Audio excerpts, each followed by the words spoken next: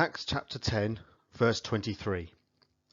The next day, Peter started out with them, and some of the believers from Joppa went along. The following day he arrived in Caesarea. Cornelius was expecting them, and had called together his relatives and close friends. As Peter entered the house, Cornelius met him, and fell at his feet in reverence. But Peter made him get up. "Stand up," he said. "I am only a man myself." While talking with him, Peter went inside and found a large gathering of people. He said to them, "You are well aware that it's against our law for a Jew to associate with or visit a Gentile. But God has shown me that I should not call anyone impure or unclean. So, when I was sent for, I came without raising any objection. May I ask why you sent for me?" Cornelius answered, 3 days ago I was in my house praying at this hour, at 3 in the afternoon. Suddenly a man in shining clothes stood before me, and said, 'Cornelius, God has heard your prayer and remembered your gifts to the poor. Send to Joppa for Simon, who is called Peter. He is a guest in the home of Simon the tanner, who lives by the sea.'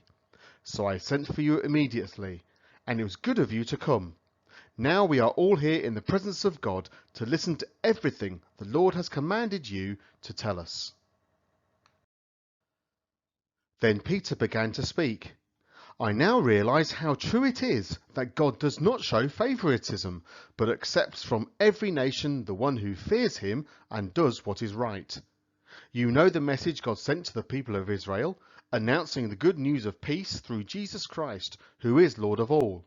You know what has happened throughout the province of Judea, beginning in Galilee after the baptism that John preached, how God anointed Jesus of Nazareth with the Holy Spirit and power, and how he went around doing good and healing all who were under the power of the devil, because God was with him.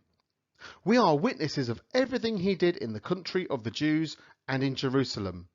They killed him by hanging him on a cross, but God raised him from the dead on the 3rd day, and caused him to be seen.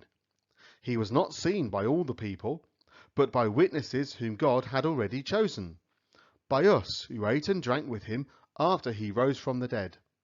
He commanded us to preach to the people and to testify that he is the one whom God appointed as judge of the living and the dead. All the prophets testify about him, that everyone who believes in him receives forgiveness of sins through his name."